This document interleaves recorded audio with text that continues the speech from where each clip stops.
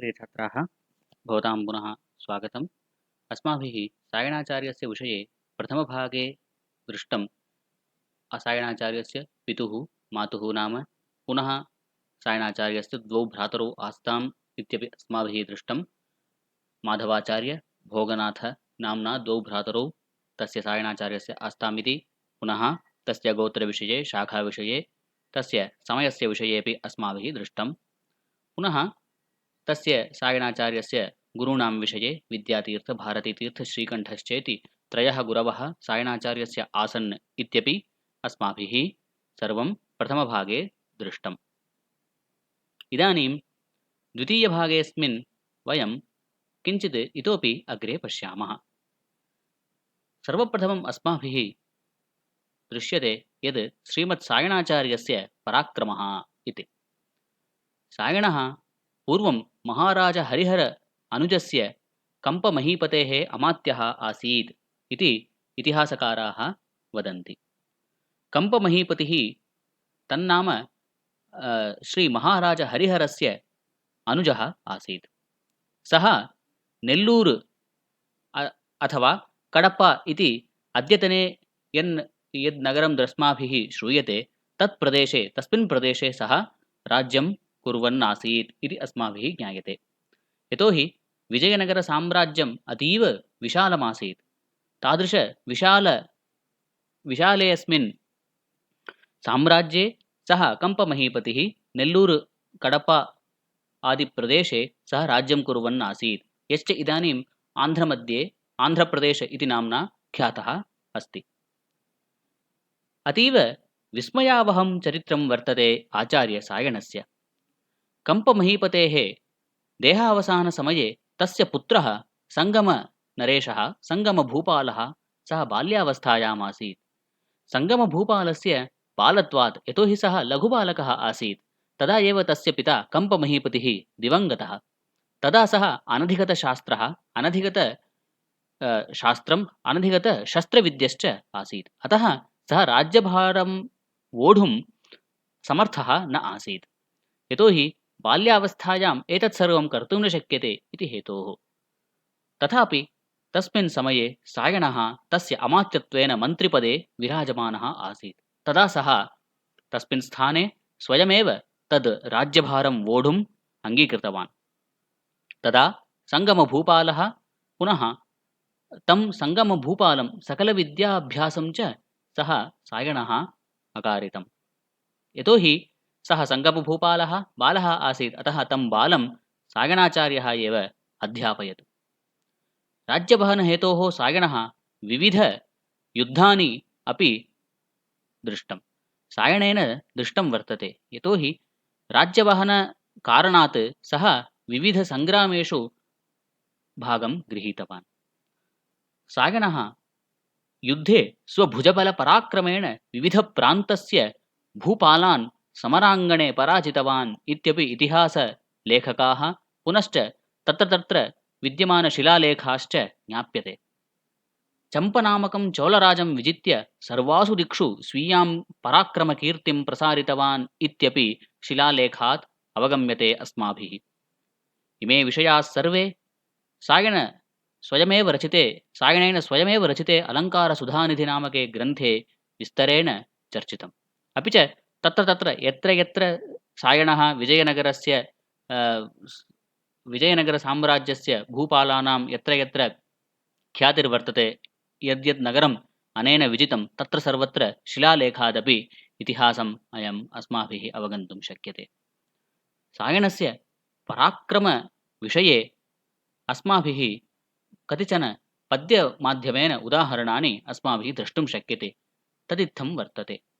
पश्यन्तु, तत्र जगद्वीरस्य जागर्ति कृपाणः सायणप्रभोः किमित्येते वृथाटोपा गर्जन्ति परिपन्थिनः इति एकः श्लोकः।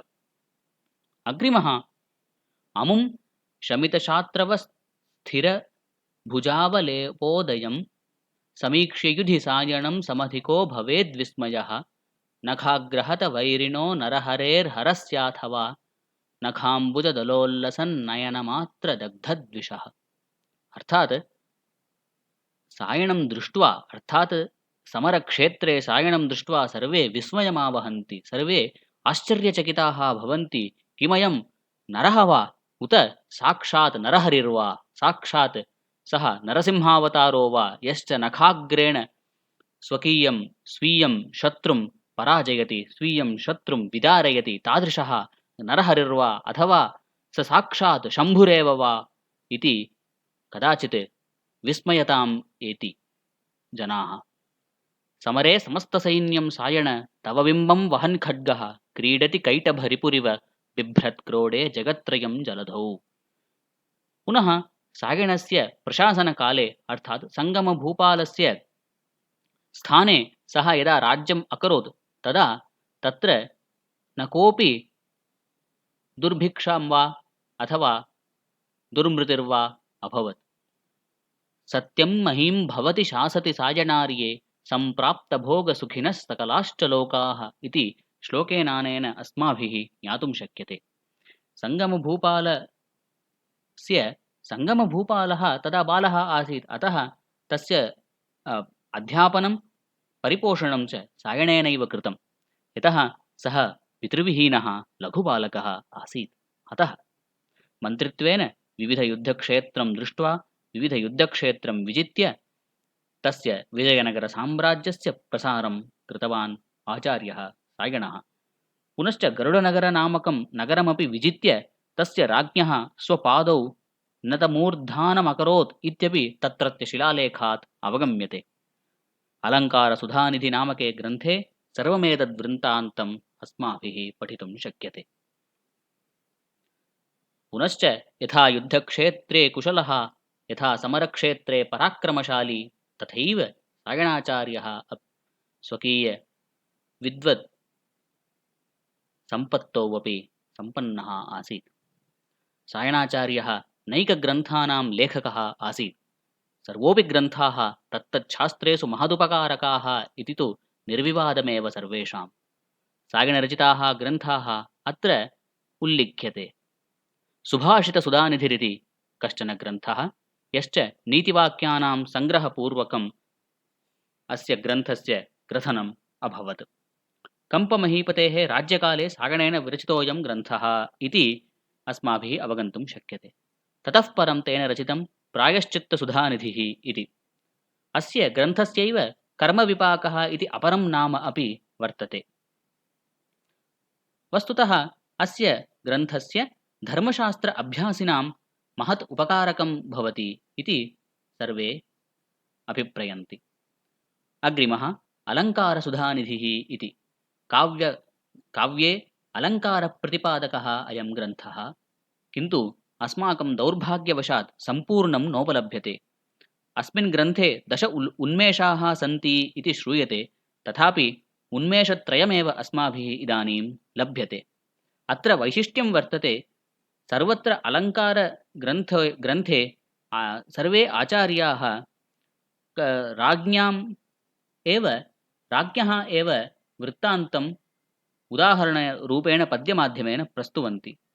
अस्मिन् ग्रन्थे कवेः आश्रयदातुः जीवनवृत्तान्तबन्धीनि श्लोकानि दृष्टान्तत्वेन तद्वदेव समुपलभ्यते अस्माभिः। किन्तु अलङ्कारसुधानिधिनामके ग्रन्थे सायणः स्वकीयं जीवनवृत्तान्तमेव पद्यमाध्यमेन उदाहरणरूपेण प्रस्तुवति इति अत्र विशेषः वर्तते अलङ्कारसुधानिधौ। पुनश्च धातुवृत्तिः, अस्यैव नाम माधवीया धातुवृत्तिरित्यपि प्रथितः अभवत्।